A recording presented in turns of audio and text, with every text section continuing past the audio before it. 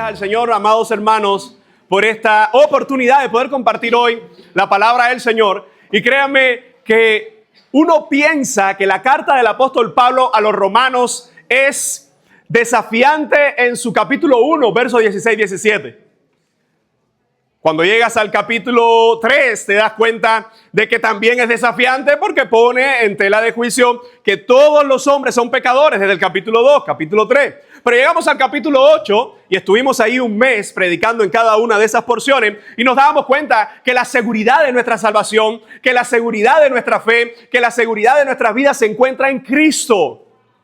Pero les confieso que este capítulo 9 es uno de los que más trabajo me ha llevado a la hora de la preparación, por el sentido que es importante entender que el capítulo 9 no se puede ver separado del capítulo 10 y el capítulo 9 y 10 no se pueden ver separados del capítulo 11. Así que mientras en los demás capítulos me encontraba preparando serie por serie, parte por parte, cuando llegué al capítulo 9 tuve que hacer un stop y tuve que incluso detenerme todavía más allá hasta el capítulo 11, que es donde termina toda esta gran idea que comenzó en el capítulo 9.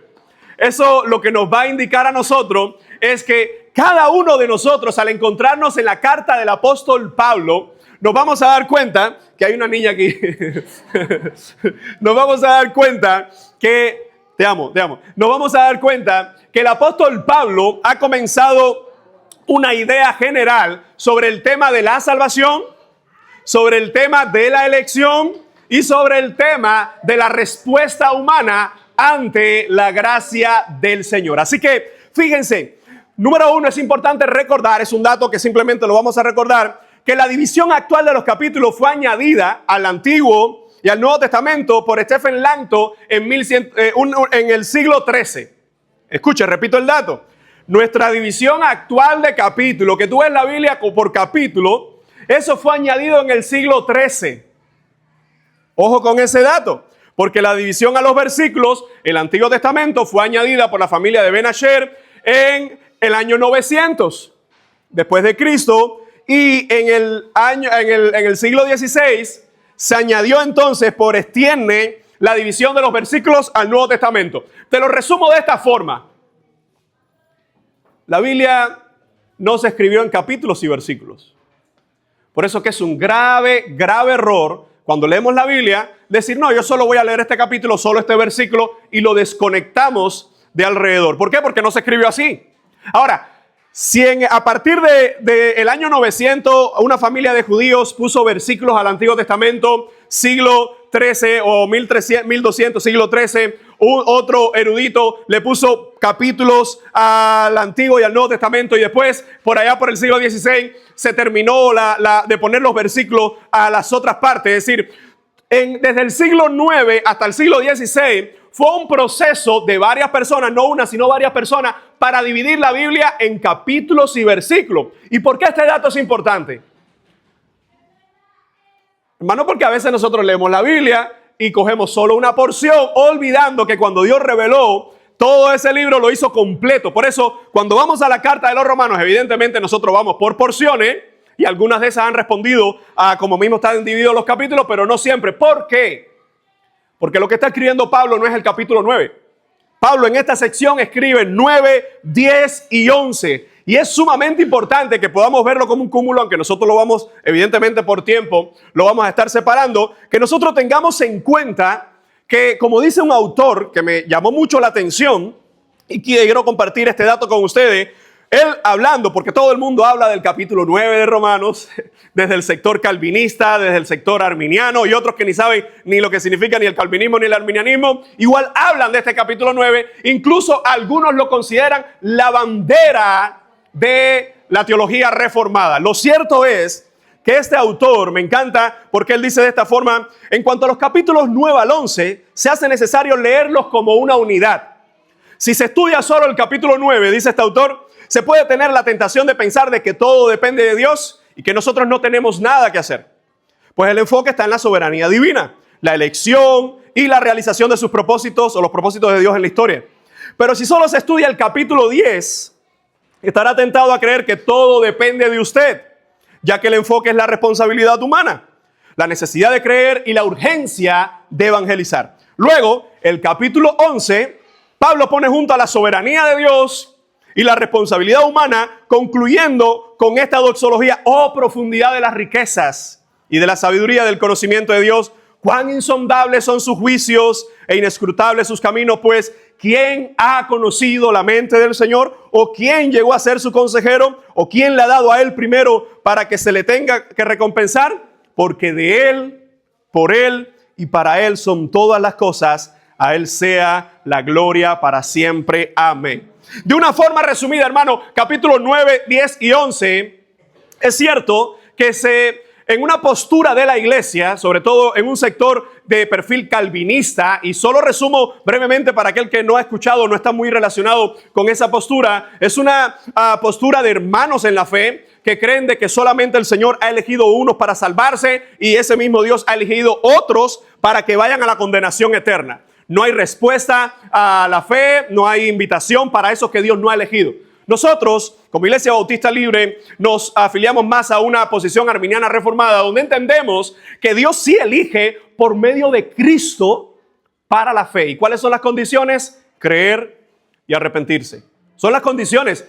El evangelio, nosotros creemos por la Biblia que es dado a todos. La propuesta de salvación, Cristo muere para que todos tengan oportunidad, pero solo aquellos que responden en fe y arrepentimiento pueden ser salvos por medio de Jesucristo. Ahora, partiendo de que este capítulo, evidentemente, si alguien de teología calvinista o algún hermano, algún buen hermano de teología calvinista está viendo o escuchando esta predicación justo aquí, para el video, dice, ya te va a hablar ya cosas que no son. Lo cierto es, amado hermano, que el capítulo 9 no solo se puede ver desde una postura que comenzó a existir a partir del siglo V con Agustín de Hipona y se desarrolló más adelante el siglo XVI, siglo XVII con Calvino. Lo cierto es que cuando Pablo está escribiendo esto y la iglesia lo está recibiendo, nosotros entendemos por el propio contexto, capítulo 9, 10 y 11, que la salvación siempre será de Dios y la oportunidad de salvación es para los hombres, pero solo será real ¿en quién? En quien responde en fe. Amén. Así que vamos a estar desarrollando, mi amado hermano, hoy solo el capítulo 9, los primeros 18 versículos. Y asimismo, yo he titulado esta exposición, que nos va a llevar algunas semanas también, entendiendo la salvación desde Romanos 9 al 11. Pero hoy nos vamos a detener entendiendo la salvación desde Romanos 9. Solo el capítulo 9 y solo los primeros 18 versículos, pues lo vamos a estar dividiendo este capítulo en dos partes. Algo muy importante que nosotros debemos entender es que no podemos olvidar qué es lo que Pablo ha dicho hasta aquí. Recuerden, ¿a quién Pablo le está escribiendo esta carta? ¿A qué tipo de creyentes? ¿Cuál es la nacionalidad, la cultura y el trasfondo religioso de la iglesia de Roma? ¿Cuál es? Judíos, son unos. Judíos que se han convertido al cristianismo. ¿Y el otro grupo cuál es? Gentiles que se han convertido al cristianismo. Aquellos gentiles simplemente son los que no pertenecen a la nación de Israel y vienen de muchas otras naciones. Ahora, esto es importante. ¿Por qué? Porque Pablo, desde los capítulos anteriores, él ha sentado las bases de ¿qué? Número uno, todos estamos perdidos.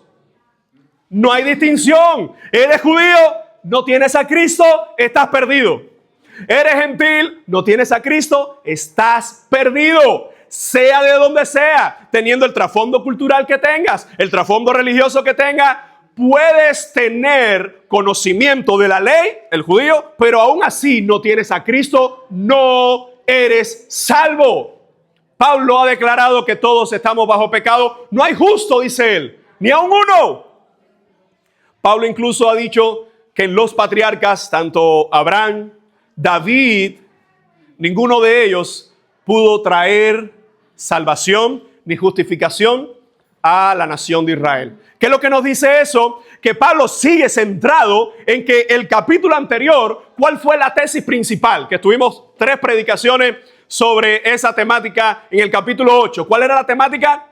La seguridad de la salvación está en ¿quién? Está en Cristo. La seguridad de nuestra salvación, la seguridad que tenemos en su propósito, la seguridad que tenemos en su voluntad. Y la última idea fue la seguridad que tenemos en su amor. ¿Quién nos podrá separar del amor de Cristo? Así que teniendo en mente, amado hermano, esta idea que Pablo viene desarrollando, no podemos desconectar eso, que ahora el capítulo 9, después de habernos dicho en varios versos, recuerden que no eran versículos, sino que eran porciones, después de habernos dicho el apóstol Pablo en todas esas porciones, nadie nos puede separar de Cristo.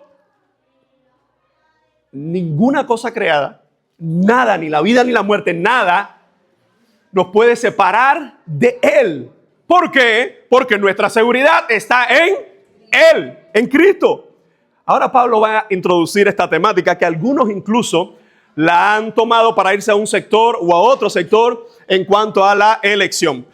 Voy a dividir básicamente en dos partes. Capítulo 9, vamos a estar viendo primero los 5 versículos primero.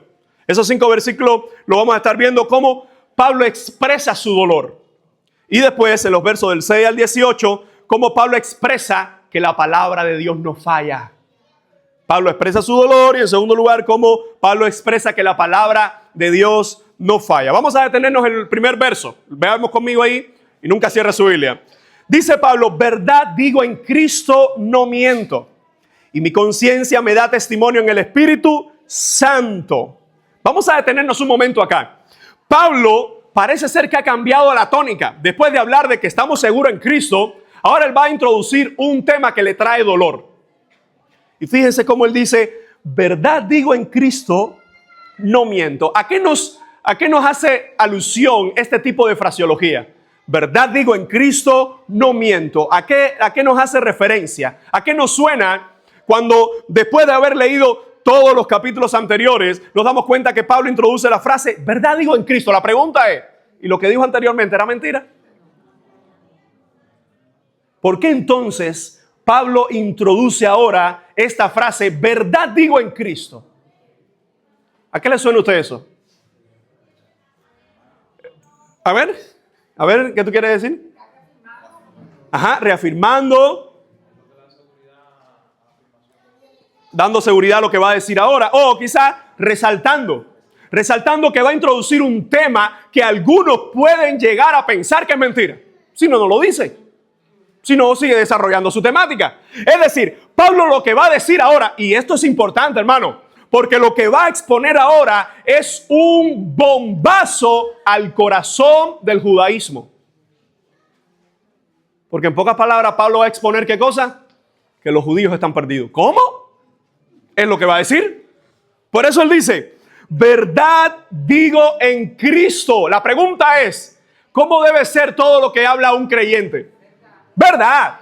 Entonces, una vez más, no es que Pablo está diciendo ahora aquí una verdad más importante o que el resto no ha tenido importancia, sino que esto quiere ser resaltado porque él sabe que es algo que algunos pueden pensar que es mentira lo que va a decir. Así que él dice, no miento y mi conciencia me da testimonio en el Espíritu Santo. Y es importante entender esta frase porque Pablo está haciendo alusión de que su conciencia, hermano, ¿qué es la conciencia del hombre? Si entendemos cuando Pablo habla de su conciencia, ¿qué es la conciencia? Sí, está bien, es romántico, pero está bien. Es una voz interior que anda por ahí que me estoy volviendo loco. ¿Qué cosa es? Está bien. Pero la conciencia, ¿qué cosa es? ¿Sí? Nuestro pensamiento, nuestra capacidad de razonamiento, que hermano, la conciencia somos nosotros, es decir, es nosotros mismos. Ahora, nuestro ser interior, recuerden, el hombre se compone espíritu y materia, cuerpo. Cuando se habla del espíritu, es decir, de nuestro ser, cuando se habla de nuestra conciencia, evidentemente está hablando Pablo de cómo todo su interior, cómo todo su ser le da testimonio, pero le da testimonio ¿en quién? Y es importante, porque hay gente que yo me he encontrado que dice, mi conciencia me dicta darle un piñazazo a esa persona. Está bien, es cierto. No digo que no sea tu conciencia, pero tu conciencia no está siendo guiada por el Espíritu Santo. Mi conciencia me dice que si aquí todo el mundo roba, pues entonces que yo robe algo. Eso me lo dicta mi conciencia. Mi conciencia, y a veces se pone la gente más romántico, mi corazón me dicta que ese es el hombre de Dios para mi vida. Un impío, un no creyente, una gente casada. Hermano, el problema es que un creyente, cuando es salvo por Jesucristo, su conciencia es sometida a la voluntad de Dios. Y ahí es donde nos encontramos en que mi voluntad ya no es hacer todo lo que yo quiera, sino que mi voluntad debe estar sometida a la voluntad de Dios. Así que mi conciencia debe estar sometida a la voluntad de Dios. Y más aún, el Espíritu Santo a todos aquellos que hemos sido salvos, usa nuestra conciencia para hablar a nuestras vidas. Te pongo un ejemplo sencillo. Tú le has fallado a Dios, yo le he fallado al Señor, y algo dentro de mí me dice, sabes que no está bien. ¿Qué cosa es eso? Evidentemente el Espíritu Santo, a través de nuestra propia conciencia, de nuestro ser interior, que nos dice en qué podemos haber fallado. O también nos da ánimo. Es decir, es la obra de Dios por medio de nuestra conciencia. Así que Pablo dice, mi conciencia me da testimonio. ¿Y esa palabra testimonio qué significa?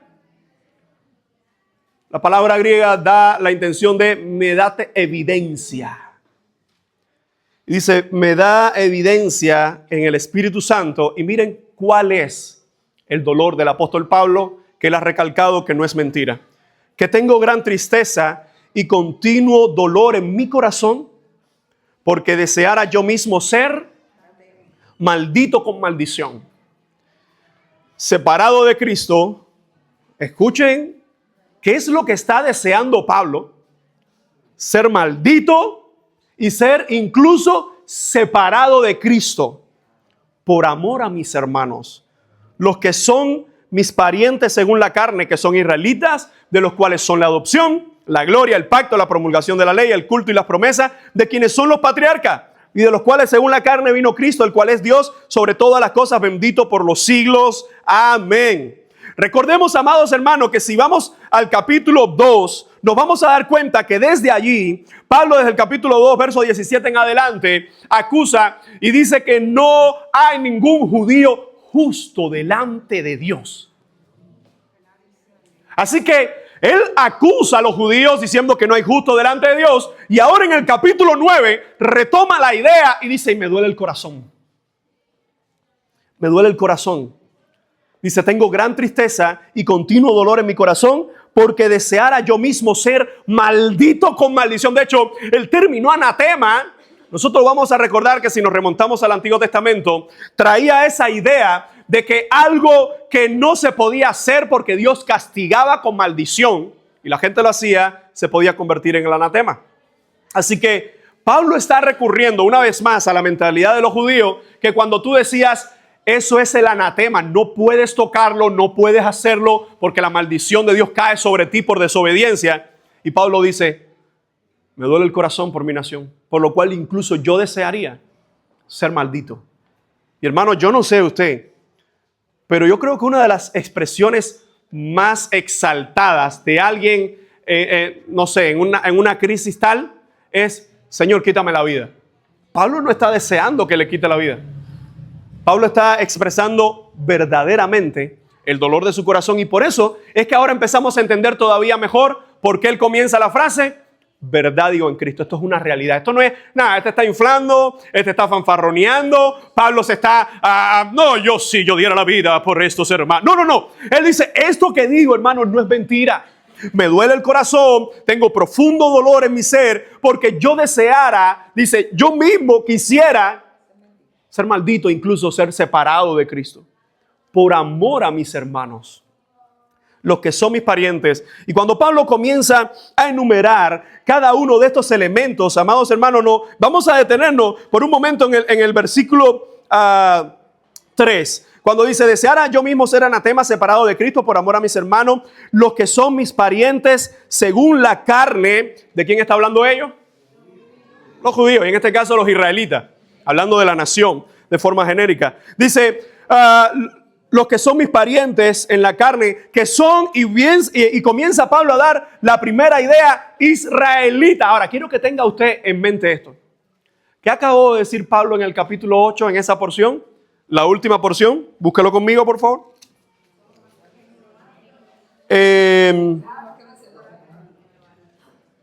¿Quién acusará a los escogidos de Dios? ¿Quién condenará? Y versículo 35, la última idea, que es la pregunta que responde, ¿quién nos separará del amor de Cristo?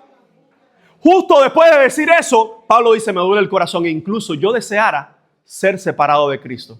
Amado hermano, debemos entender que el sentimiento que Pablo está mostrando es un sentimiento de tanto dolor que él dice, ellos, y todavía no ha dicho que ellos están totalmente separados. Lo dijo en el capítulo 2, pero ahora lo va a desarrollar en todo capítulo 9, 10 y 11. Y esto es importante. Mire, yo lo voy a poner de esta forma. ¿Cuántos de nosotros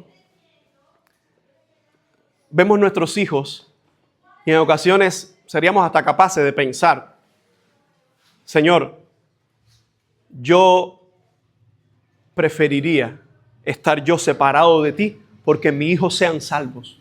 Eso solo lo puede experimentar un amor de un padre genuino. ¿Cuántos pudieran haber pensado eso en algún momento? Yo, Señor, sepárame a mí. El problema es que esto no se trata de que si tú te sacrificas se salva al otro en tu lugar. Así que Pablo simplemente está diciendo, me duele tanto el corazón que incluso he llegado a pensar esto. Yo sé que no me puedo separar de Cristo, que estoy aferrado a Él y que Él me ama y que nada me podrá separar de Él. Pero incluso por amor a mis hermanos, hermano, quiero que entiendas que cada uno de los elementos que Pablo va a recalcar ahora es obras del Señor para con los judíos y aún así ellos habían rechazado a Cristo. Estamos hablando de forma genérica. Miren lo primero que dice, porque ellos son, ¿qué cosa? ¿Qué son ellos? ¿De dónde viene ese término israelitas? ¿De dónde viene? Vamos. De Jacob. ¿Quién es Jacob? Uno de los patriarcas. Explícanos un poco más, Albert, sobre Jacob. No, háblanos un poco más de Jacob. Hijo de... Pusiste al padre, al abuelo. Abraham, de ahí viene Abraham. Isaac. Isaac tiene dos, los gemelos, pero ahí es Jacob. Y ahí más adelante vamos a llegar a Jacob. Pero Jacob, ¿dónde que adopta el nombre de Israel? Jacob. Tiene una pelea justo antes de encontrarse con quién. Esto es importante, amado hermano, porque yo he visto, incluso lo hemos hablado, que se habla, no, mira cómo, más adelante, ¿no? Esto no quiero hacer spoiler, sino quiero anunciar lo que voy a decir dentro de unos minutos, pero aquí se habla mucho de Jacob, de que fue amado y Esaú fue odiado, pero tenemos que entender todo el trasfondo que se viene desarrollando. Cuando nosotros hablamos de Jacob, justo antes de encontrarse con Esaú, después de que ya ha regresado, después que se llevó su primogenitura, toda la cosa, él tiene la lucha con este ángel. Y es cuando sale la frase, no te dejaré hasta que no me bendiga. Y están en la lucha y el ángel ve que raya el alba, así que está amaneciendo y aún así no puede. Un ángel no puede con este hombre. No vamos a entrar en detalle porque un ángel, pero algo está pasando que Dios está permitiendo ahí, que esta lucha se está desarrollando. Y una de las cosas que le dice el ángel es, no se llamará más tu nombre engañador, usurpador, Jacob, sino que será tu nombre Israel. ¿Qué significa Israel? ¿Alguien recuerda Israel? Israel. No, ¿qué significa Israel? Sí, pero ¿qué significa Israel?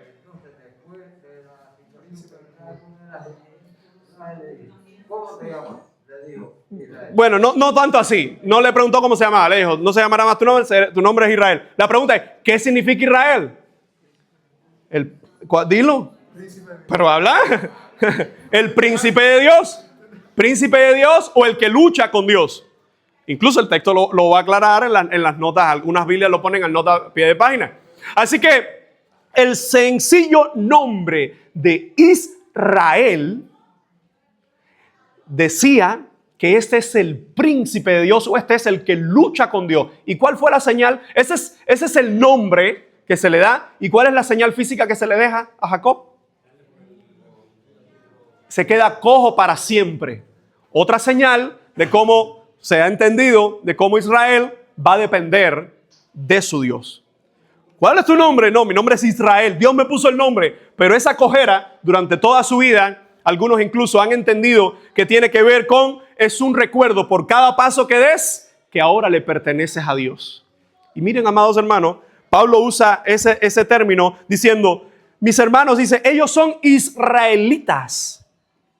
Ellos son los descendientes de Jacob. Ellos son los descendientes de aquel que luchó no contra Dios, sino con Dios.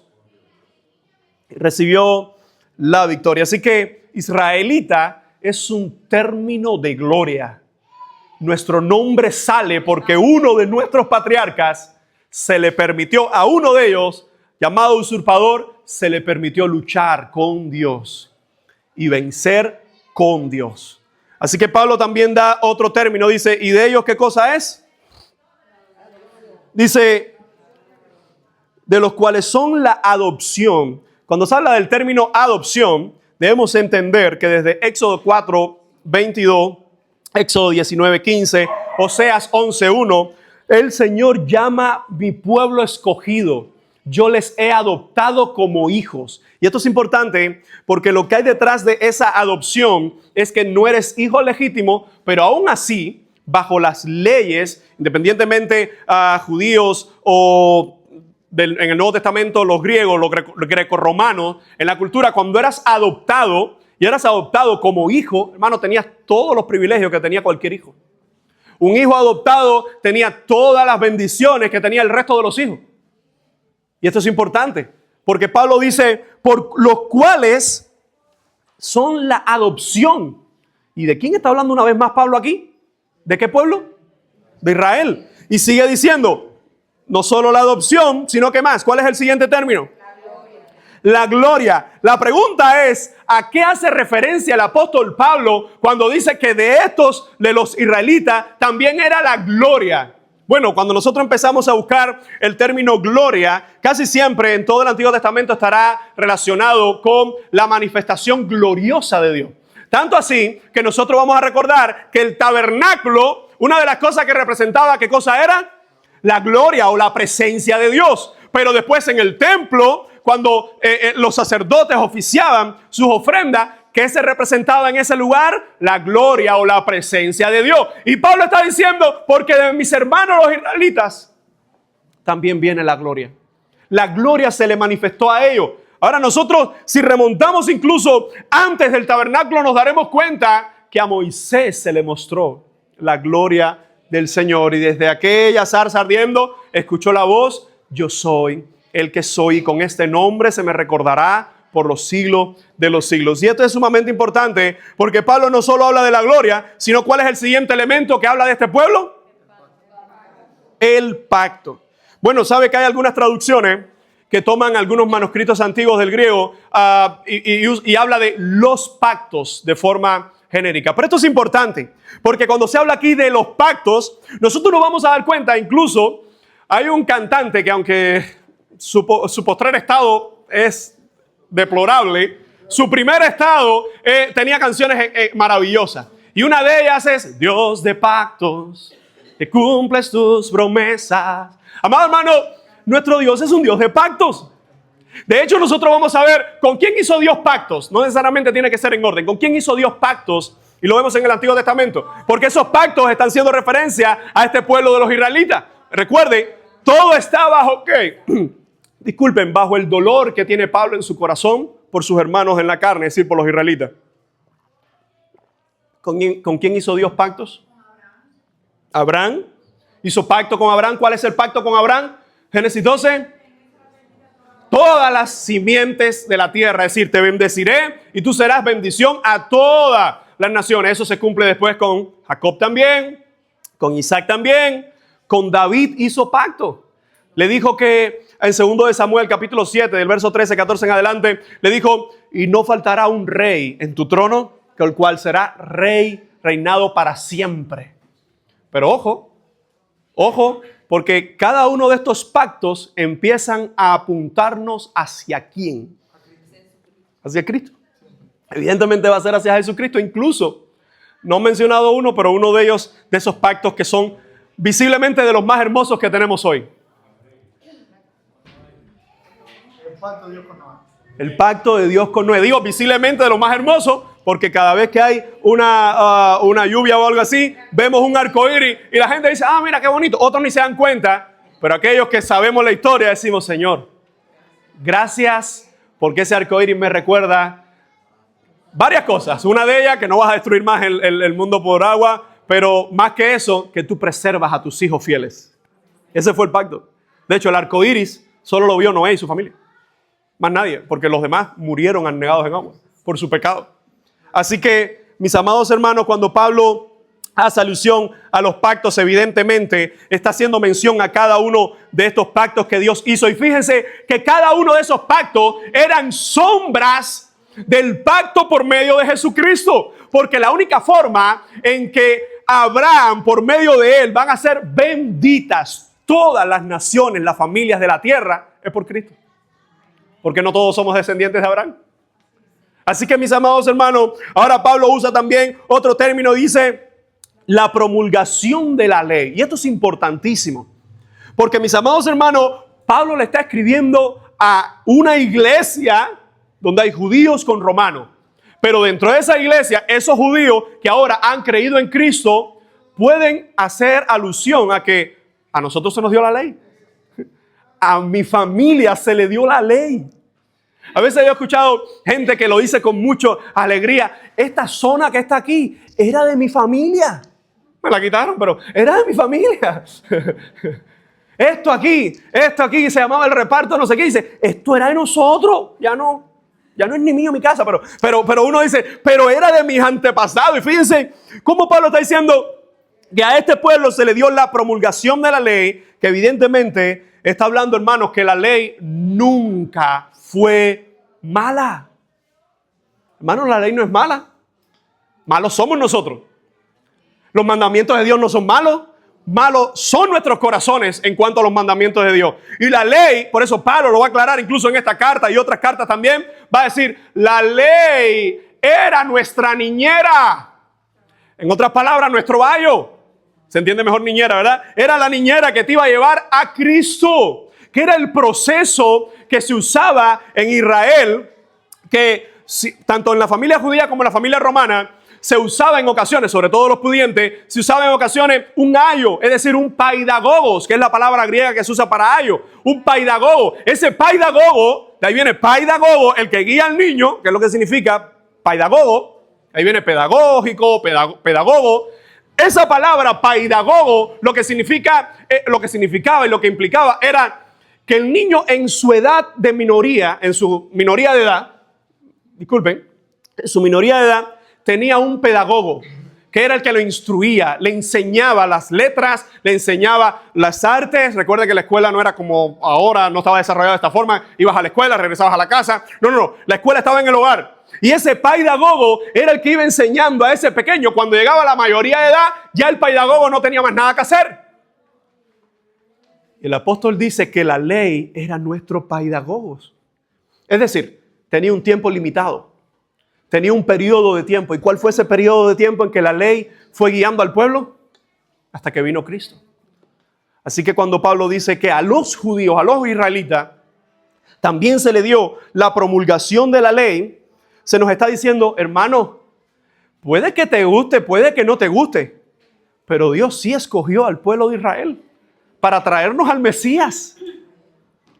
Ahora, algo sumamente importante es que Pablo va a esclarecer también en este otro término. ¿Qué es lo que dice? La promulgación de la ley, el culto. Pero antes de llegar a la promesa, el culto, ¿qué es el culto? ¿Qué es el culto al que Pablo está haciendo referencia aquí? Nosotros nos vamos a dar cuenta que desde Adán tenía una estrecha relación antes de caer, tenía una estrecha relación con el Señor. Vivía en santidad con el Señor. Pero una vez después de la caída, nos vamos a dar cuenta que Adán incluso de alguna forma enseñó a sus hijos que vamos a encontrarnos. Es que, ustedes saben, tenemos mucha historia de la caída, pero poca de la no caída. Capítulo 1, capítulo 2, nos vamos a dar cuenta que es la creación. Capítulo 3, el pecado. Pero nos vamos a dar cuenta que incluso capítulo 4, Caín y Abel, comienza el capítulo desarrollando ¿qué? Sus ofrendas. De alguna forma, y eso debemos entenderlo, de alguna forma, Adán y Eva enseñaron a sus hijos a dar ofrendas al Señor. Y esas ofrendas, ¿qué representaban? Agradecimiento, fe, porque la carta a los hebreos lo dice, por la fe, Abel, fíjense que entendemos la ofrenda del capítulo 4 de Génesis en hebreo. Dice, por la fe, Abel ofreció mejor ofrenda que su hermano. Y no está hablando que los corderitos estaban más llenos, que las vaquitas estaban... Por fe. Porque, hermano, siempre ha sido por fe. Agradar al Señor siempre ha sido y siempre será por fe. Ahora, esto es algo sumamente importante, porque lo que está diciendo, a ellos se les dio el culto. ¿Qué es el culto? La expresión de adoración al Señor. La expresión de, la respuesta a Dios de lo que Él hizo a nosotros. Ese es el culto. Por eso que nosotros no damos culto a los hombres. Viviendo en un país que te le da culto a los hombres. No le damos culto a los hombres. No honramos a los muertos. Simplemente damos gracias al Señor porque aquellos que nos han antecedido han sido fieles al Señor. Bien. Pero mis amados hermanos, debemos entender que también a los israelitas se le dio el culto. ¿Y qué es lo otro que dice que se le dio? Me encanta. Dice, y las promesas. Una vez más, ¿a quién se le dio promesa en el Antiguo Testamento de los judíos, de los israelitas? ¿A quién se le dio? Abraham, Isaac, Jacob. Cada uno, volvemos de nuevo a David, volvemos de nuevo al pueblo. Esas promesas, hermano, y lo más hermoso que en todas esas promesas, Dios estaba implicado en bendecir a los suyos, pero para que esa bendición fuera para otros. Y ojo, porque eso nos ayuda a nosotros a entender la elección de Dios. Cuando Dios eligió un pueblo, sí. Mira, hermano, Dios es soberano, sí. Dios quiere y puede elegir a uno y uno se salva. Y quiere elegir, si Él lo quisiera hacer, elegir a otro para que se condene y se pierda, sí. Pero al menos eso no es el trasfondo que vemos en toda la Escritura. Que la elección siempre de unos era para bendición de otros. En otras palabras, Pablo está diciendo, y a este pueblo que se le dio también las promesas, verso 5, que dice, de quienes son los patriarcas, y de los cuales según la carne vino Cristo. Y aquí es donde se le pone, bueno, no se puede decir literalmente, pero teológicamente la tapa al pomo. Porque este pueblo tenía, mire todo lo que tenía. Este pueblo era israelita, tenía la adopción, tenía la gloria, tenía el pacto, tenía la promulgación de la ley, el culto de las promesas. Pero todo eso, ¿para qué fue? Dice, para que por medio de los patriarcas y todas sus promesas y todas las cosas, de los cuales según la carne vino Cristo. Qué importante que dice según la carne, porque tú y yo sabemos que fue el Espíritu Santo, la tercera persona de la Trinidad, quien puso por medio del acto divino y glorioso en María esa simiente para que Dios se hiciera hombre. Hermano, eso evidentemente es un misterio para nosotros, pero lo que debemos entender y que debemos reconocer que tanto por la línea de María como por la línea de José, que para eso vamos a ver que tenemos dos genealogías en Lucas y en Mateo, por cualquiera de esas líneas están los judíos, están las promesas de Abraham, Isaac, Jacob, y se cumplirán en Cristo por su parte humana. Y eso es algo que tú y yo debemos entender y sobre todo dar gracias al Señor. Pablo está expresando un gran dolor y en medio de ese gran dolor que está expresando el apóstol Pablo, él dice que por medio de esto, dice por medio lo cual vino Cristo, el cual es Dios. Y esto es importante, porque muchos judíos podían decir, sí, Cristo es judío, Jesús es judío, pero no es Dios. Dice Pablo, cuidadito, vino por aquí, por medio de María, por medio de la simiente, fue engendrado aquí, pero ha existido desde la eternidad, es eterno. Aunque escogió una nación, déjame ponértelo desde esta perspectiva. Dios siempre ha existido, es eterno. Dios crea al hombre. En medio de la creación del hombre, Dios escoge a uno para que por medio de ese venga una gran genealogía. Abraham, ¿recuerdan? Y mirarás y por medio de toda esa gran genealogía, ¿qué es lo que está diciendo o está haciendo Dios? Recuerden, el creador está escogiendo un pueblo para que por medio de ese pueblo venga ese mismo Dios. Amados hermanos, la elección del Señor de su pueblo Israel y darle todas estas promesas y todas estas cosas tenían un único propósito. Que viniera Cristo. Cristo a los hombres. Cristo a las naciones. Pero escogió uno. Y esto es algo de suma importancia, por lo cual el apóstol dice, según la carne vino Cristo, el cual es Dios sobre todas las cosas, bendito por los siglos. Pablo, ¿qué es lo que está desarrollando Pablo aquí? Pablo está desarrollando su dolor para con el pueblo, y en medio de ese dolor entró en la ecuación Cristo. Y es como que Pablo dice, por lo cual es bendito de los siglos de los siglos. No es que se fue del tema, pero es que si Cristo entra en la ecuación, ya no vale judío, ya no vale gentil, ya no vale la ley, ya no vale promesa, ya vale la esencia de todo, que se trata de Cristo. Dice, por lo cual es bendito por los siglos de los siglos. Evidentemente, Pablo mencionar a Cristo le traía una alabanza. Y en medio de todo esto, recuerden, ¿cuál es la idea del verso 1 al 5? ¿Qué es lo que está expresando Pablo aquí? El dolor que hay en su corazón. La cuestión es, como dice un autor, esta frase sirve como un clímax adecuado de ellos, evidentemente para los israelitas. Vino Cristo en naturaleza humana. Él fue y es judío. ¿Qué causa? Dice, ¿qué causa de intensa satisfacción y regocijo debería ser esto para los judíos? El Salvador del mundo es judío. Pero Pablo dice, no, me duele el corazón. En otras palabras, yo creo que cada una de estas cosas que Pablo dice en el versículo 4 se pueden convertir en argumentos acusatorios contra el pueblo israelita. Se te dio la promesa y no crees. Se te dieron los pactos y no crees. Se te dieron los patriarcas y no crees. Se te dio a Cristo y le rechazas. Ahora entendemos por qué el verso 1 comienza, verdad digo en Cristo y no miento. Me duele el corazón. ¿Por qué me duele el corazón? Lo que Pablo ha estado diciendo puede resumirse de esta forma. Me da un profundo dolor y pesar de que teniendo todas estas notables ventajas que Dios le ha dado a Israel, aún así ellos no han correspondido a Dios.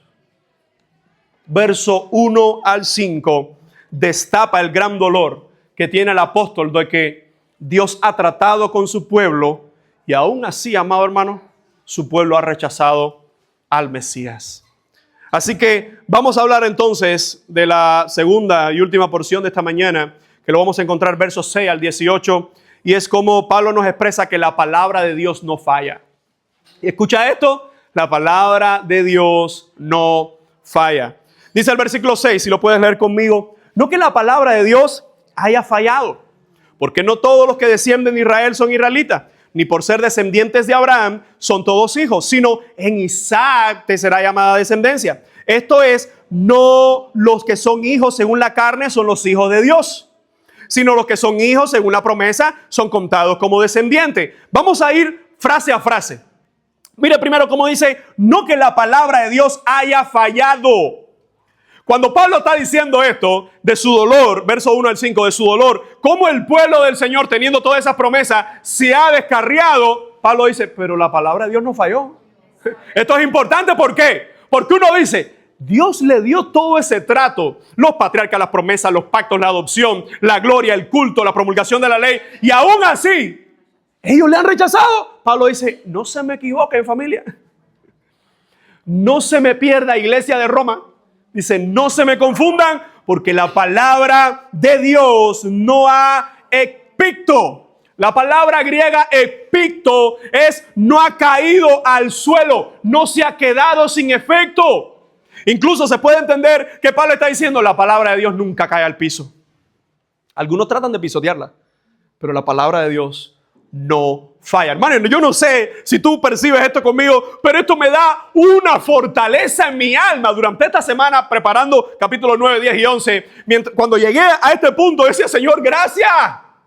Porque el hombre puede pensar por lo que está mirando, por lo que está percibiendo. El hombre puede llegar a pensar que tú no existes o que tú te equivocas.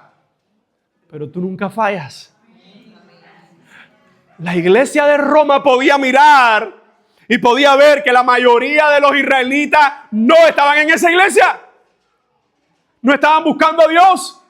Y Pablo dice, la palabra de Dios no falla. La palabra de Dios no ha fallado. El pensamiento que se expresa aquí, evidentemente es el mismo pensamiento del capítulo 2, versos 28-29. Recordamos cuando Pablo dice en el capítulo 2, Pues no es judío el que lo es exteriormente, ni es la circuncisión la que se hace exteriormente en la carne, sino que es judío el que lo es en lo interior, y la circuncisión es la del corazón, en espíritu, no en letra, la alabanza de la cual no viene de los hombres, sino de Dios.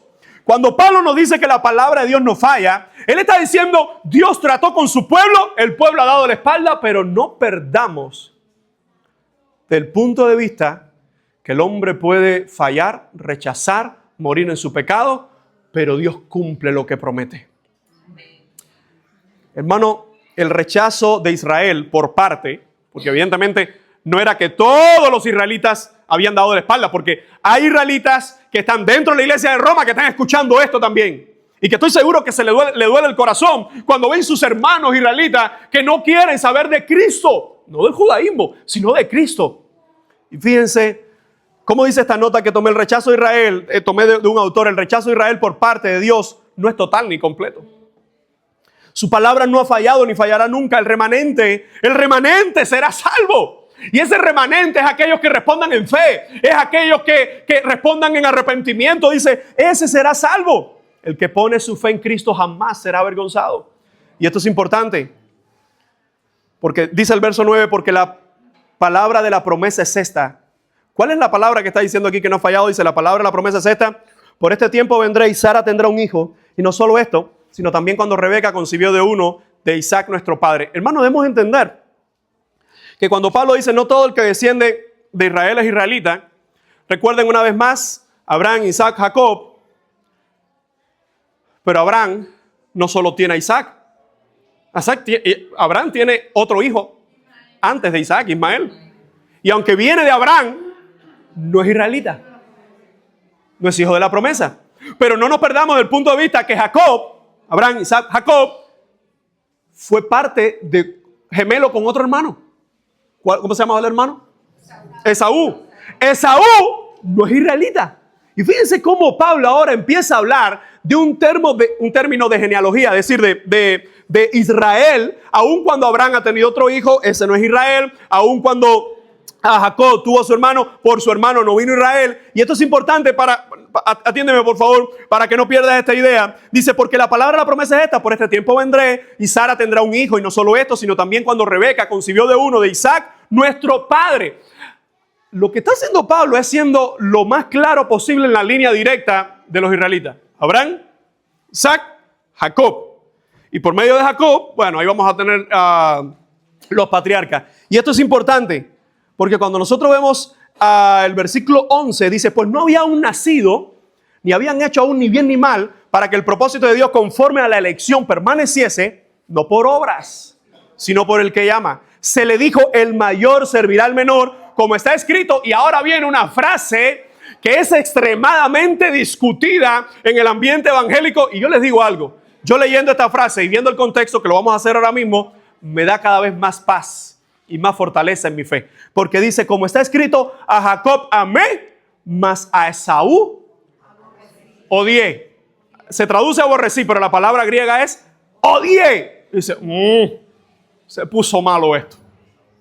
¿Cómo Dios puede amar a uno y odiar a otro? Miren el término que está usando Pablo.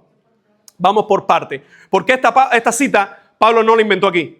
Esto es Malaquías. Y hay que leer Malaquías para darnos cuenta qué es lo que estaba ocurriendo en Malaquías, en el contexto. Número 1, Pablo dice, no habían aún nacido ¿quién? Jacob y Esaú.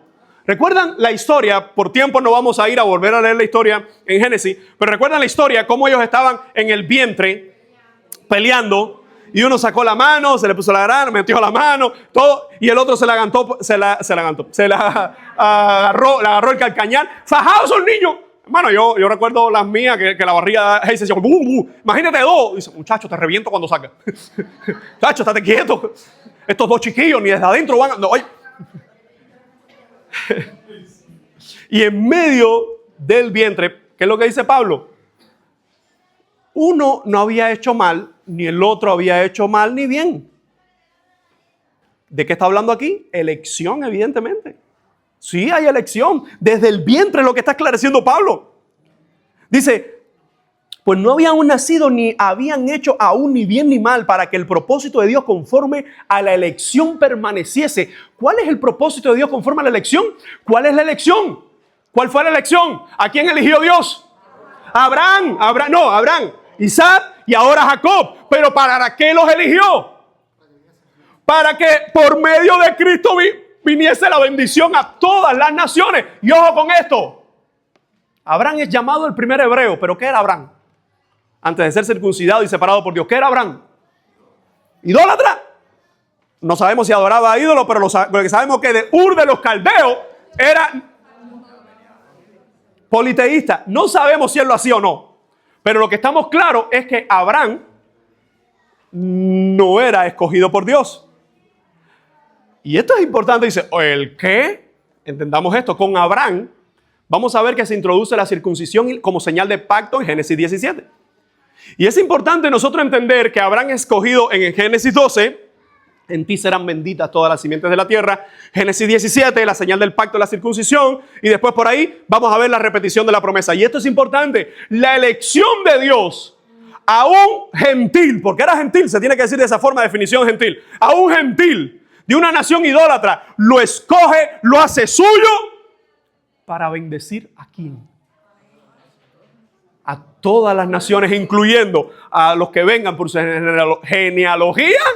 Pero en ti serán benditas todas las familias de la tierra. Y que bendiga también ¿a quién? A los gentiles. Hermano, creemos en la elección. Amén. Pero esa elección no es eligiendo a uno para maldecir completamente a otro, sino es elegir a uno para que por medio de ese uno venga la bendición hacia todos los demás. Y esa bendición no es riqueza, dinero, salud. Esa bendición es Cristo. Cristo. Así que fíjense lo que está diciendo el apóstol, no por las obras, sino por el que llama.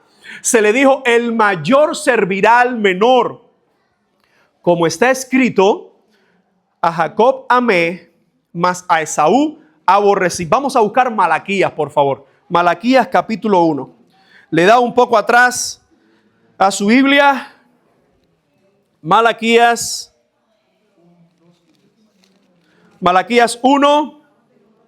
Dice, voy desde el 1, profecía de la palabra de Jehová contra Israel. ¿Cuál es el contexto de Malaquías? Bueno, déjame esperar a que lo encuentre. Malaquías 1. No se vaya con lo que está en negrita. Que lo que está en negrita no se inspiró. Malaquías 1, simplemente tiene que dar una página atrás antes de Mateo. Malaquías 1 dice, profecía de la palabra de Jehová contra Israel. Esa profecía que da el profeta es porque Israel en su pecado, una vez más, ha olvidado a Dios. Y dice, yo os he amado, dice Jehová, y dijiste, ¿en qué nos amaste? Esto le dijo el pueblo de Israel a Dios. ¿No era Esaú hermano de Jacob? Dice Jehová, yo amé a Jacob y a Esaú aborrecí y convertí sus montes. Pregunta. Aquí está hablando simplemente del personaje o lo que representa ese personaje. Te lo hago de otra forma. Jacob tiene monte, es decir, Esaú, el hombre, el hermano, Esaú tenía monte. ¿Qué está haciendo referencia entonces aquí Jacob y Esaú? A dos naciones. ¿Por qué? Porque escoge, es cierto que escoge a Jacob individualmente desde el vientre, pero esa elección es para que étnicamente los judíos sean bendecidos. Con la promesa. ¿Cuál es la promesa? Una vez más, no olvidemos la promesa, que venga Cristo. Y cuando dice el verso 2, y a Esaú aborrecí y convertí sus montes en desolación. ¿De quién está hablando? ¿Cuál es la descendencia de Esaú? ¿Cómo se le llamó a ellos? Edomitas. Edom. Dice, y abandoné su heredad para los chacales del desierto. Cuando Edom, y aquí explica, cuando Edom dijere, no hemos empobrecido, pero volveremos a edificar lo arruinado. Así dijo Jehová de los ejércitos. ellos edificarán y yo destruiré, y les llamarán territorio de impiedad y pueblo contra el cual Jehová está indignado para siempre. Pablo está citando esto.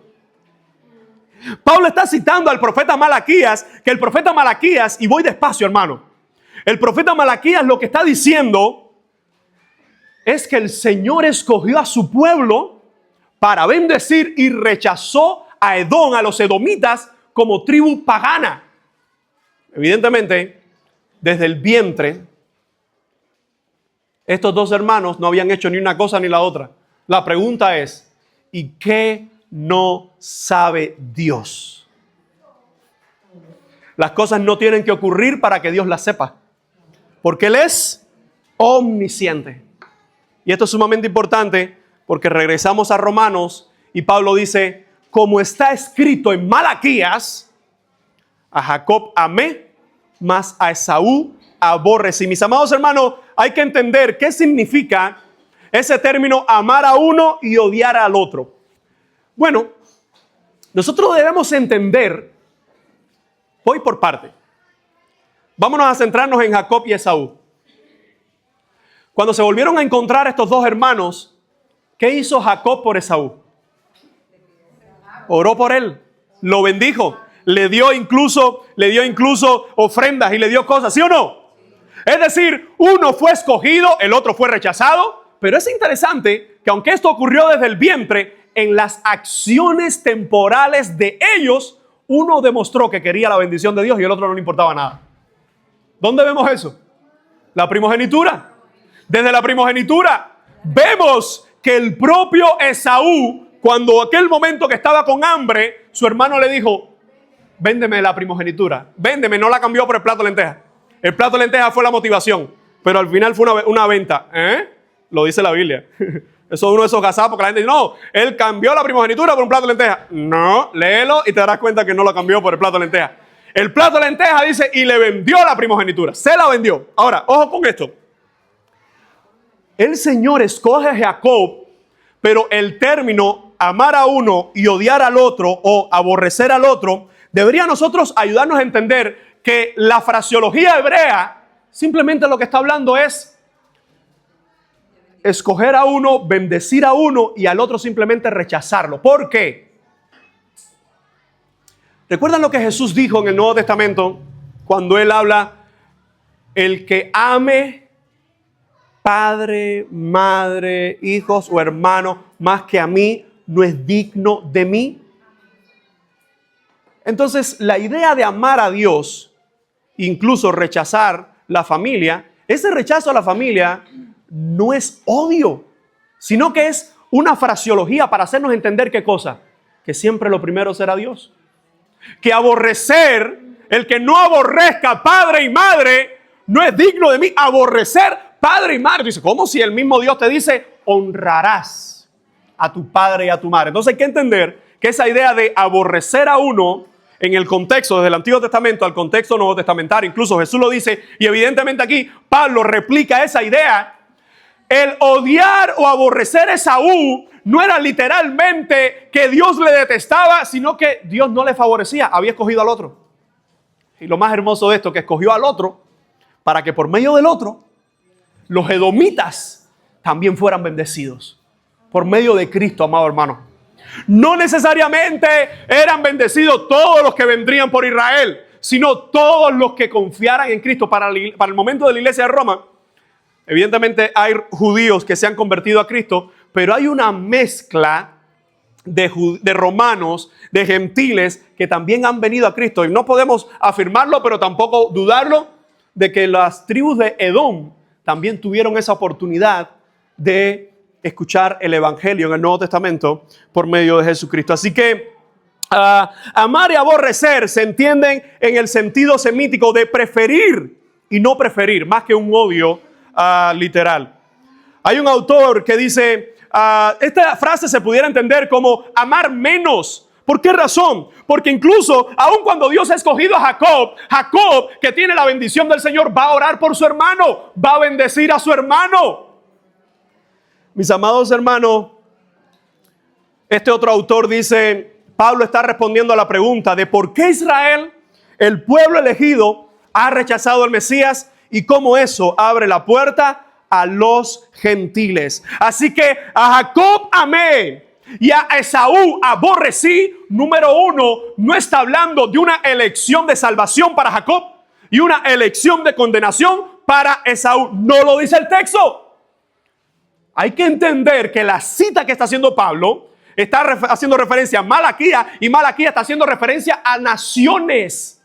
Una nación que siguió buscando del Señor con sus defectos, como Israel, evidentemente, y otra nación que se perdió por completo en la idolatría. Y ahora viene una de las preguntas que a algunos le puede causar incluso: Dios es injusto, ¿cómo escoger a uno y rechazar al otro? No, escoge a uno para que la bendición de ese uno pueda llegar a todos, incluyendo el otro. Pero Pablo, sabiendo que eso es fuerte escuchar, Dios escogió a este y a este simplemente lo rechazó. Dice, verso 14, lea conmigo: ¿qué pues diremos? ¿Que hay injusticia en Dios? Dice Pablo, en ninguna manera. Recuerda que estas preguntas con esta respuesta él las ha venido desarrollando anteriormente. ¿Pecará el hombre? De ninguna manera. ¿Persistiremos en el pecado? De ninguna manera. Él vuelve a decir, ¿hay injusticia en Dios? ¿Por qué Pablo? Mira, hermano, evidentemente lo que Pablo está haciendo es poniéndose en la mente de su audiencia. ¿Sí o no? De la iglesia. Y en la mente de la iglesia, cuando escuchan, Jacob amé, a Esaú aborrecí, evidentemente hay que ir a Malaquías para darnos cuenta del trasfondo completo, pero alguien en la iglesia podía llegar a pensar que Dios simplemente elige a uno y a otro no los elige, o sí los elige para condenarlos por completo. Por eso el texto, una vez más, ese texto no lo está afirmando ni lo está diciendo. Y Pablo aclara en el verso 15, pues a Moisés dice, tendré misericordia del que yo tenga misericordia y me compadeceré del que yo me compadezca. Una vez más, ¿qué hay que hacer aquí?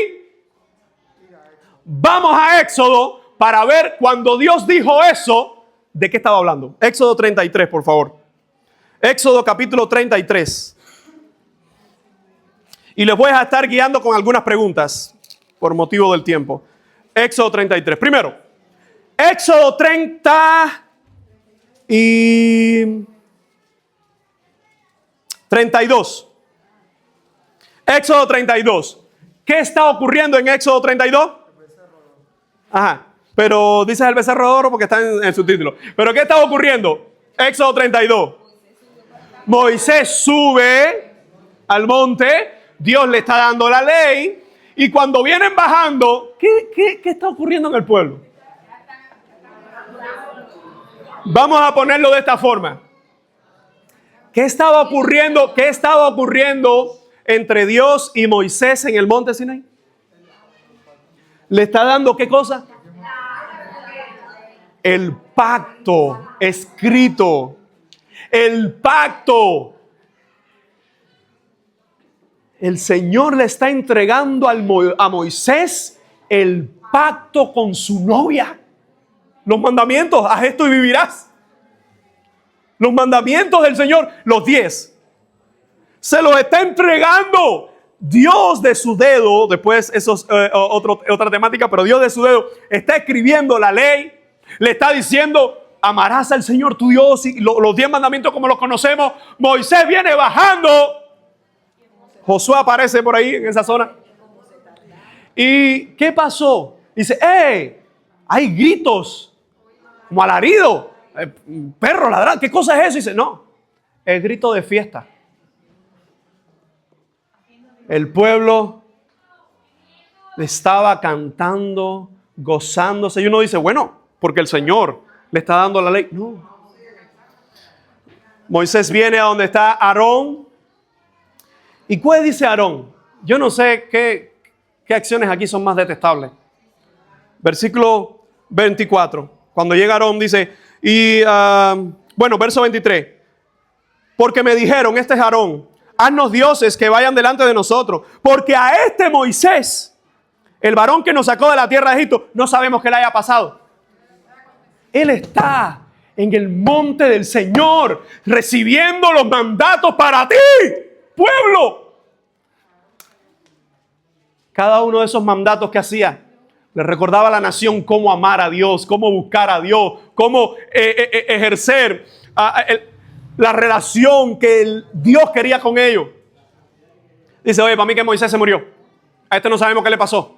Pero escuchen que esta es la respuesta de Aarón. Dice Aarón. Y yo le respondí, ¿quién tiene oro? ¿Quién tiene oro? Compro cualquier pedacito de oro.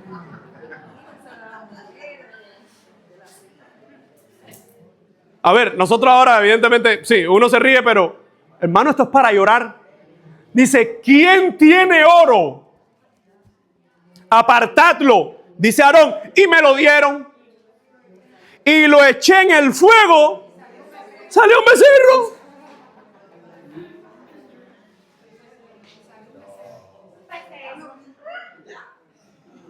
Quizás uno pueda decir, ¿qué es lo que está diciendo Aarón aquí? Escuchen. Eché el oro en el fuego y salió un becerro. Hermano, no podemos hacer una especulación de esto. Pero es muy probable que lo que Aarón está diciendo, echamos eso y milagrosamente salió un becerro. Tiene que ser verdad. No sabemos si es eso. Lo que es cierto, dice, y viendo Moisés que el pueblo estaba desenfrenado, porque Aarón lo había permitido, para vergüenza entre sus enemigos, se puso Moisés en la puerta del campamento y dijo, ¿quién está por Jehová? Se puso fea la cosa aquí. Júntense conmigo. Y se juntaron con él todos los hijos de Leví. Y él les dijo, así ha dicho Jehová, el Dios de Israel, poned cada uno su espada sobre su muslo y pasad y volved de puerta en puerta por el campamento y matad cada uno a su hermano y a su amigo y a su pariente. Un pueblo desenfrenado, Dios dando la ley, como el líder que quedó, Aarón, desenfrenado también en el pecado. Y dice, y los hijos de Leví, estoy en el verso 28, lo hicieron conforme al dicho de Moisés y cayeron del pueblo aquel día como 3,000 hombres. Entonces Moisés dijo, hoy os habéis consagrado a Jehová, pues cada uno se ha consagrado en su hijo, en su hermano, para que él dé bendición hoy entre vosotros. Y aconteció que el día siguiente dijo Moisés y al pueblo, vosotros habéis cometido un gran pecado. Y uno dice, ¿por qué es necesario leer todo esto?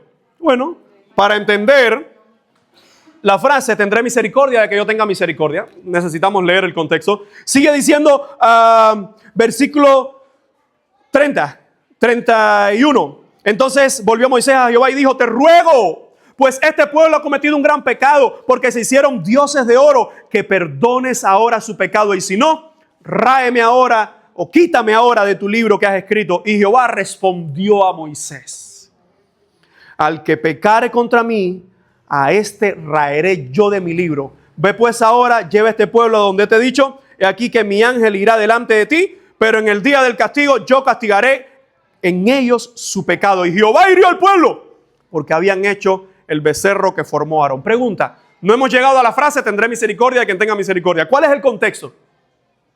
Dios dando su ley al pueblo. El pueblo desenfrenado en su pecado. Dios ejerce justicia sobre el pecado y le dice, yo lo sacaré. Recuerden, hermano, que todo esto es en el trayecto del pueblo por el desierto. Un pueblo que había visto 10 plagas en Egipto. Un pueblo que había visto maná. Un pueblo que en la noche veía una columna de fuego. En el día una columna de nube. En el desierto no hay nube. Menos que menos fuego. Y menos que menos carne. Estamos en el desierto también aquí. Pero piense por un momento. Éxodo 33. Que a veces, si tu presencia no va conmigo, no me saques de aquí. Nosotros usamos eso, pero hay que entender por qué Moisés dice eso. Porque lo que acabó de ocurrir es desastroso. Si tú no vas conmigo, no me saques, porque tú dijiste que ibas a castigar el pecado del pueblo. Y es cuando el Señor le dice, capítulo 33, no, mi ángel. No, tú. ¿Por qué? Porque Dios ha ido dando muerte a cada uno a un gran número de este pueblo pecador. Y fíjense cómo entonces nosotros llegamos al capítulo 33. Vamos al versículo 19. Cuando Moisés está hablándole, Señor, muéstrame tu gloria. Y él respondió, yo haré pasar todo mi bien delante de tu rostro y proclamaré el nombre de Jehová delante de ti. Y aquí viene la frase, y tendré misericordia del que tendré misericordia y seré clemente para el que con el que seré clemente. Hay un grupo de hermanos que ha tomado este texto para decir, Dios simplemente escoge solo un grupo y ese grupo le salva y tiene misericordia. Eso no lo dice el texto. Tendré misericordia de que tendré misericordia. ¿Qué significa aquí? ¿De quién iba a tener el misericordia? De los que se arrepentían, de los que pedían perdón y se humillaban. De hecho, vamos al capítulo 34 cuando se habla de que el Señor le vuelve a dar el pacto al pueblo. Y miren el verso 6. Y pasando Jehová por delante de él, proclamó, Jehová, Jehová, fuerte, misericordioso y piadoso, tardo para la ira y grande en misericordia y verdad. Tendré misericordia del que tendré misericordia. No es una misericordia reservada solo para un grupo y ya. Es la misericordia del Señor, reservada para todos aquellos que dicen, Señor, perdóname. Para todos aquellos que respondiendo a la fe y al arrepentimiento que el Señor mismo da, dicen, Señor, no soy digno. Señor, sálvame. Señor, te necesito. Hay gente que al igual que el pueblo está jugando con candela y burlándose de Dios. Y ya me estoy saliendo de la discusión teológica a la aplicación práctica, pastoral de este pasaje. Tendré misericordia del que tendré misericordia. Hermano, Dios es misericordioso, lento para la ira, pero la ira llega. Hay gente que, hermanos, en estos 16, 17 años que el Señor me ha dado la oportunidad de pastorear, yo he visto gente que se atreven a jugar con el fuego de Dios. Gente que tú lo ves en la iglesia. Gente, esto lo escuché hace años de un pastor que él decía, esta persona nunca duerme en el centro de la cama.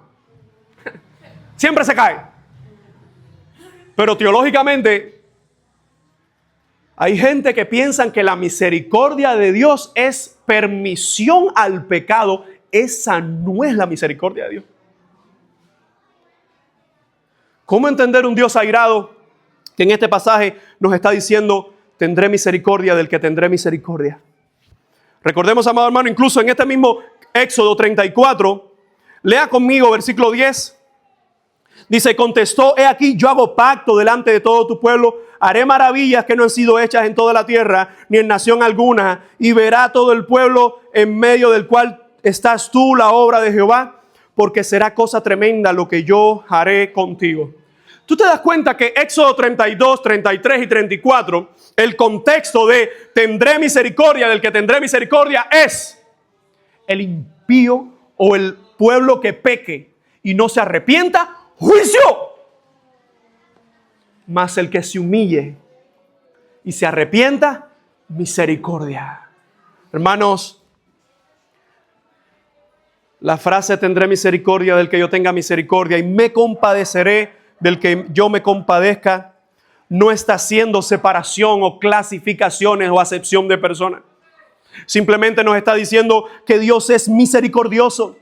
Nos está diciendo que la misericordia se entiende como la libertad de Dios para mostrar gracia. Él muestra su gracia.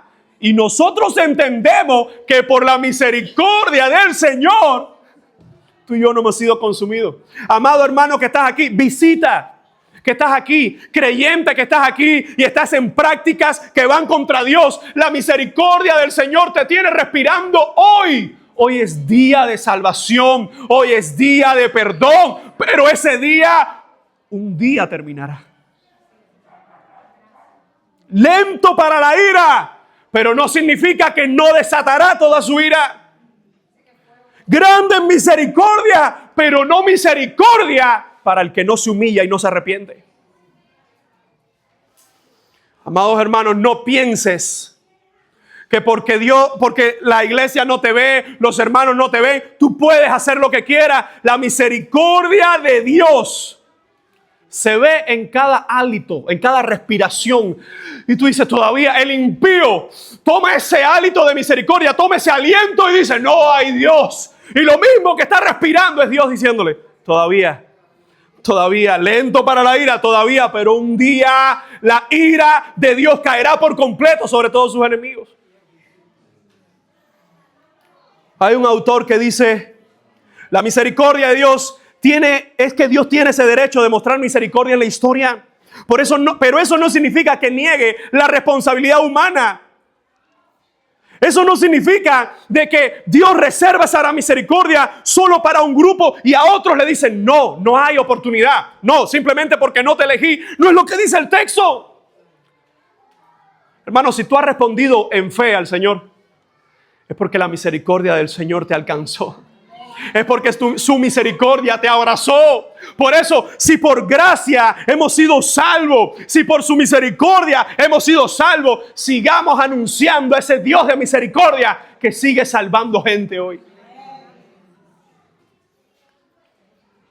Así que fíjense cómo el texto, leyendo cada uno de estos elementos, en el versículo, volvemos a Romanos 9, nos quedamos en el versículo, tendrá misericordia el que tenga misericordia. Versículo 15, ¿verdad? Dice, verso 16, así que no depende del que quiere ni del que corre, sino el del que Dios tiene misericordia. Ojo con esto. Porque quizás alguien dice, no, fue que Él me eligió. Yo no corrí, yo no quise. Eso no es lo que está diciendo el texto. Pero hay que entender algo. Si nosotros respondimos al Señor en fe, es porque Él vino a nosotros primero. Es porque su Espíritu vino a darnos la capacidad de poder responder. Porque tú y yo no somos salvos por ser buenas personas. Tú y yo no somos salvos por simplemente acercarnos más y más a Él. Tú y yo no somos salvos porque lo merecemos. Es un regalo de gracia. Por eso dice, no depende del que quiere ni del que corre. ¿Y por qué digo que que quiere y que corre no es alguien que quiere y buscar voy despacio? No depende del que quiere ni del que corre. Pregunta, ¿qué dijo Pablo en el capítulo 3? ¿Hay alguien que quiera buscar a Dios? ¿No? ¿Hay alguien que quiera acercarse a Dios? No, capítulo 3, ¿qué dice? No hay justo, ni aun uno. No hay quien haga el bien, no hay quien busca a Dios. Así que cuando Pablo está diciendo, no depende del que quiere ni del que corre, simplemente está diciendo, el hombre nunca va a querer buscar a Dios, nunca va a querer correr a Dios. ¿Qué fue lo que hizo Adán y se sigue repitiendo hoy? Cuando pecó, huyó cuando escuchó la voz de Dios. El hombre vive hoy huyendo. Por eso, si hay alguien esta mañana que todavía no ha respondido a la voz del Evangelio, no huyas más, no corras más, porque desde el Génesis, todos aquellos que huyen de Dios, que corren de la voz de Dios, terminarán en el lago de fuego y azufre. Y si esto parece un cuento de terror, horroroso será cuando te despiertes en el infierno, en el lago de fuego y azufre, el destino final, sin el Señor. Amado hermano, no depende del que quiere ni del que corre, sino de que Dios tiene misericordia. Y en Éxodo, ¿de quién Dios tuvo misericordia? Tuvo misericordia de Moisés. Moisés le dijo, quítame del libro. No, yo voy a quitar del libro el que peque contra mí, al que yo quiera quitar. ¿Quién es ese? El que peque contra mí. Señor, mira este pueblo. Dios no mató a todo el pueblo. Los levitas tomaron y empezaron a ejecutar el juicio de Dios. Pero Dios perdonó al resto del pueblo. Así que no depende del que quiere ni del que corre, sino del que Dios tiene misericordia. Lo que nos está recordando una vez más que si tú y yo venimos a Dios, no fue porque quisimos, no fue porque corrimos, fue porque Él vino a nosotros. Hermano, hoy hay muchos evangelios falsos. ¿Cómo tú garantizas de que esta iglesia sea una de esas iglesias que está predicando el verdadero evangelio? Hay gente aquí que ha venido de muchos lugares y puede comparar. Hay otros que el único lugar que conocen es este. Pero una de las cosas que tú y yo debemos entender es que desde un púlpito, cuando lo que se predica son ideas humanas, dinero, esto, hacerse rico, no sé qué, cualquier mentalidad, cualquier espiritualismo inventado que no está en la Biblia, son gente que van camino al infierno y se llevan unos cuantos con ellos, sin justificación. Así que cuando vemos entonces el pasaje que Pablo nos está mostrando, la idea del versículo, fíjense cómo dice el versículo 17. Porque la Escritura dice a Faraón: para esto mismo te he levantado, para mostrar en ti mi poder y para que mi nombre sea anunciado por toda la tierra.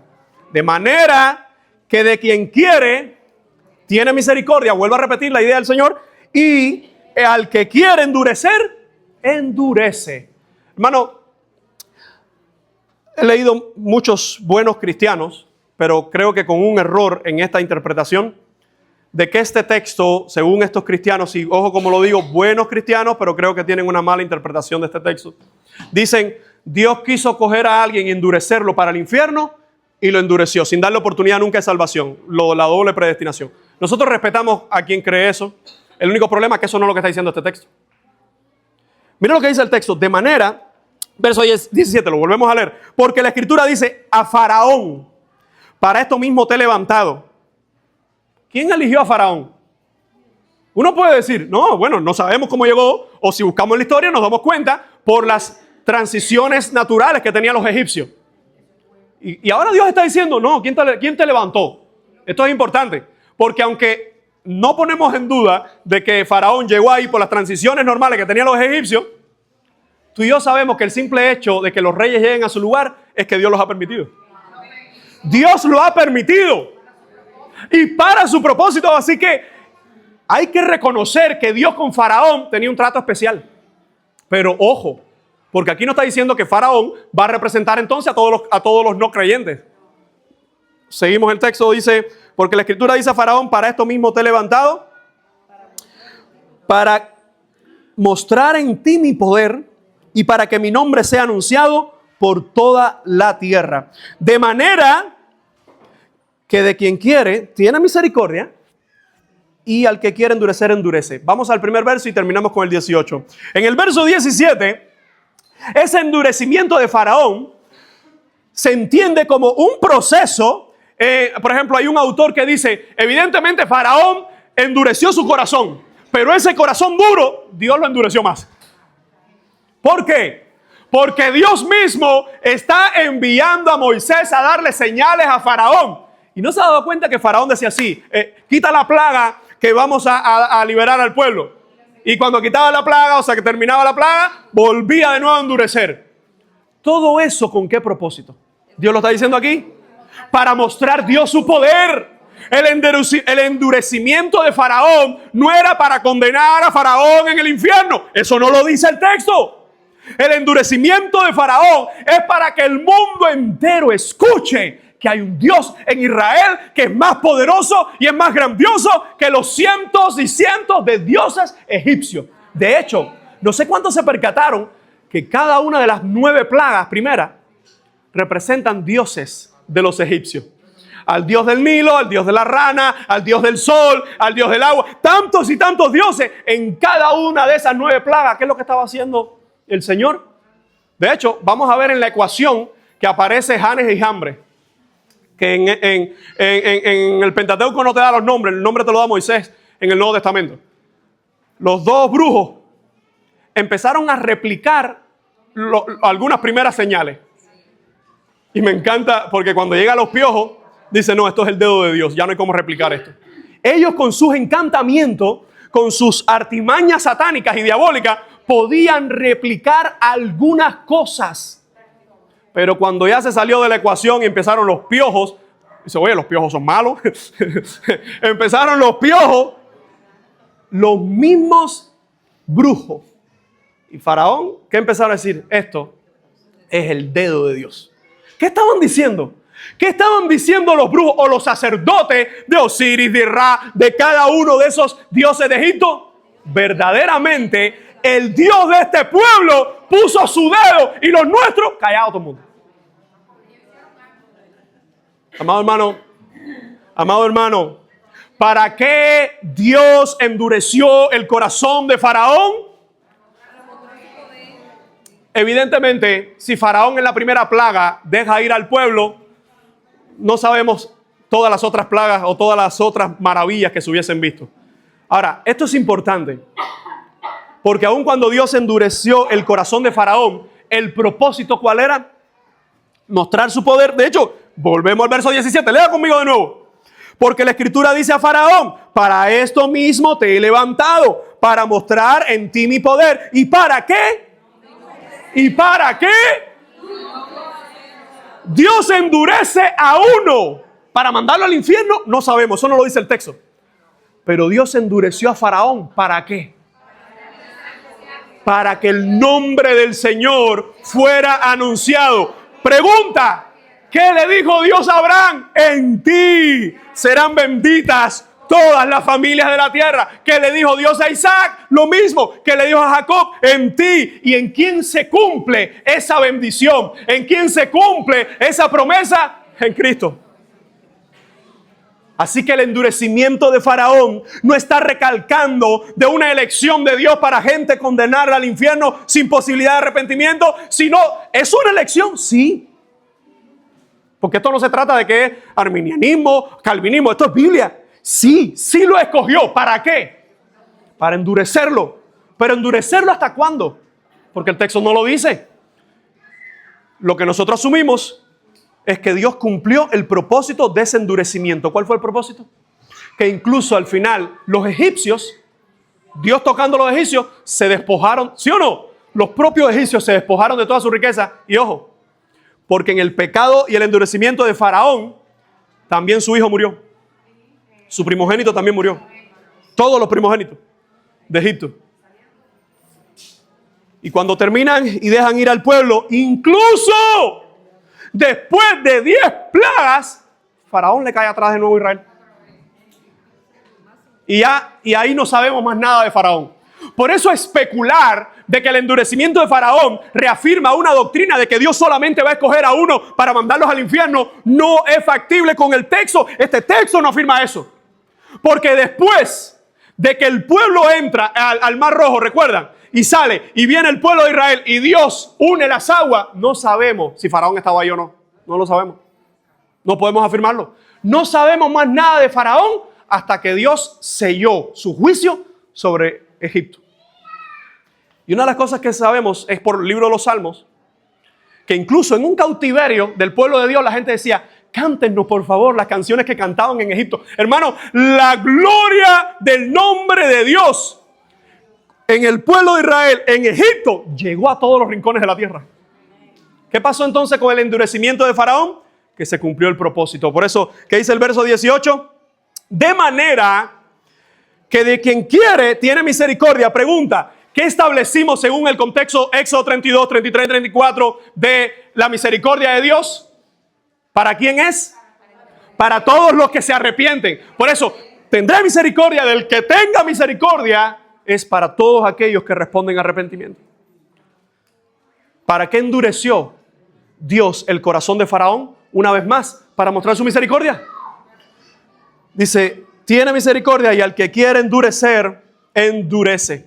Mis amados hermanos, Romanos 9, esta porción 16 al 18, no enseña una predestinación individual, sino la libertad de Dios para dirigir la historia hacia su inclusión de los gentiles. ¿Sabe por qué? Porque Pablo está escribiendo, aunque el domingo que viene continuaremos esta porción, Pablo está escribiendo, y ahí en esa iglesia hay judíos. Escuche bien, pero muy probablemente, aunque en esa iglesia pueda que sí o pueda que no, no están, si están incluidos en el plan de salvación, los edomitas. ¿De dónde vienen los edomitas? De Esaú. Descendientes de los ismaelitas. Todos aquellos que promulguen, que reconozcan el nombre del Señor, se arrepientan de sus pecados y pongan su fe en el Señor, son salvos. Resumen entonces de estas porciones. El apóstol tiene gran dolor en su corazón. ¿Por qué? Porque él ha visto el gran número de oportunidades y tratos especiales de Dios con su pueblo, y aún así su pueblo le ha dado la espalda al Señor. Hermano, tengamos cuidado, porque es muy probable que Dios también haya y esté dando oportunidades a tu vida, a tu familia, y aún así estés endureciendo tu corazón. Puede ser que haya alguien aquí que hace mucho tiempo está lejos de Dios. Ten cuidado, porque cada una de esas señales trae dolor al corazón de la iglesia, pero quien más sufrirá serás tú. Aquel que practica el pecado, que vive en pecado, no heredará el reino de Dios. Y en medio de todo esto, la última porción que estuvimos desarrollando, la palabra de Dios no falla. Dios tiene misericordia de aquellos que se arrepienten. Dios tiene misericordia de aquellos que creen. Pero Dios también, esos corazones duros que cauterizan su conciencia, que siguen rechazando, Dios también a esos que no se arrepienten los terminará condenando por la eternidad. La pregunta es, entendiendo la salvación desde Romanos 9, 10 y el 11, que hemos visto en estos 18 versículos, que Dios da oportunidades para arrepentimiento, pero que muchos no aceptarán ni darán o pondrán su fe en el Señor. Y aún así, es lo más glorioso, la palabra de Dios no falla, porque Dios sigue salvando a aquellos que se arrepienten y que confían en el Señor. Quisiera terminar orando. Padre, te damos gracias por tu palabra, gracias por tu verdad, gracias por Cristo, gracias por el Evangelio, gracias por amarnos, por mostrarnos tu misericordia, y te rogamos, si hay alguien en medio nuestro que necesita tu salvación, que seas en su vida, Señor.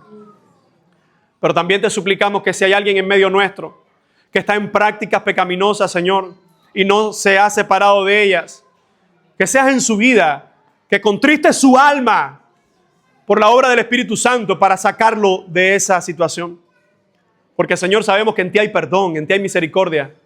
Y esa misericordia, Señor, es mostrada por medio de la cruz del Evangelio. A ti oramos y en ti esperamos. Bendecimos tu nombre y te damos las gracias. Porque en Cristo no podemos, Señor, perdernos, pero separados de Cristo no podemos, Señor, jamás ser salvos. Ayúdanos, Dios mío, a agradarte con todo lo que somos, en el bendito nombre de Jesús. Amén y amén.